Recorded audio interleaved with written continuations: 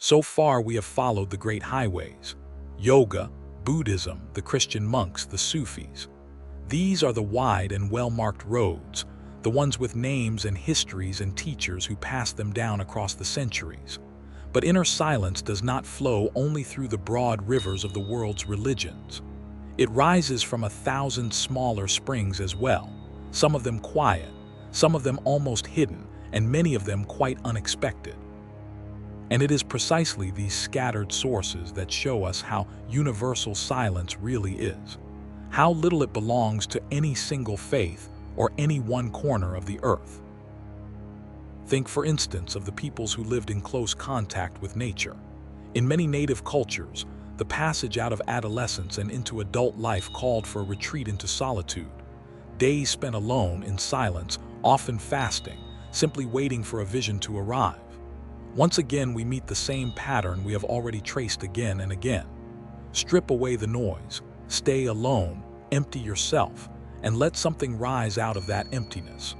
No one had handed these young people a manual. No one had taught them Patanjali or the techniques of any school. They had arrived at the very same place entirely on their own, guided by something older than any written instruction. Think too of the artists and the makers.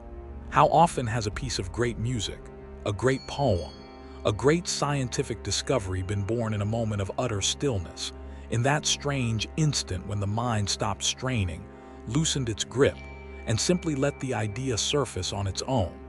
Many of them describe the experience in almost identical words. They say they did not really make the work at all. They say they received it, as if it were dictated to them from somewhere else, in a state very close to a trance.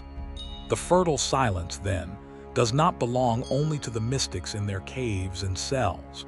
It belongs just as fully to the creators, to anyone who has ever waited in quiet for something true to appear. And think, finally, of the experiences that come even to perfectly ordinary people, people who may have no practice whatsoever behind them, no training, no tradition. There is the state we call flow, the one that takes hold of someone wholly absorbed in what they are doing, until they lose all track of time and almost forget themselves. There is the vast and sudden sense of peace that can wash over us before the open sea, on a mountaintop, beneath a sky crowded with stars, when for a single instant the self grows small and falls silent. And there are those rare, quiet moments when, without knowing why, we feel ourselves to be part of something far larger than we are.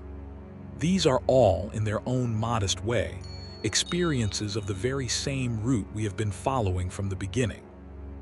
They arrive unannounced, they ask for nothing, and yet they leave a mark, a quiet proof that the door has always been there, waiting to be noticed. The message of this chapter, then, is a liberating one, and it deserves to be heard clearly. You do not have to belong to any religion. You do not have to be an expert in anything. You do not have to withdraw from the world and shut yourself away in a monastery.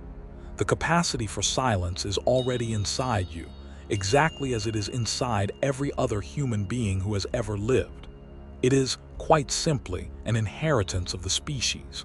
The great traditions have not invented it. They have only cultivated it, given it a name, shaped it into something that can be practiced and repeated and passed along.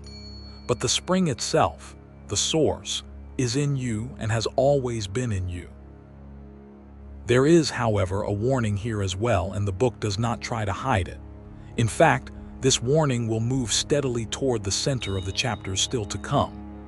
This power of silence, of suggestion, of a presence that can hold us captive, turns out to have two faces.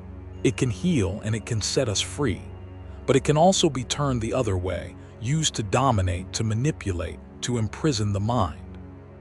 The very same switch that opens the door to peace can just as easily open the door to submission, if it happens to fall into the wrong hands.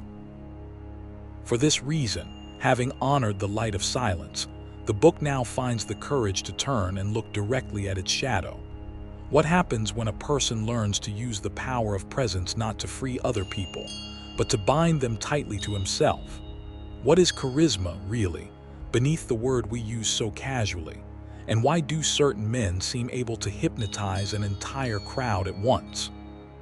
That is the theme we open in the next chapter, through three unforgettable and utterly opposed figures: Rasputin, Gandhi, and Hitler.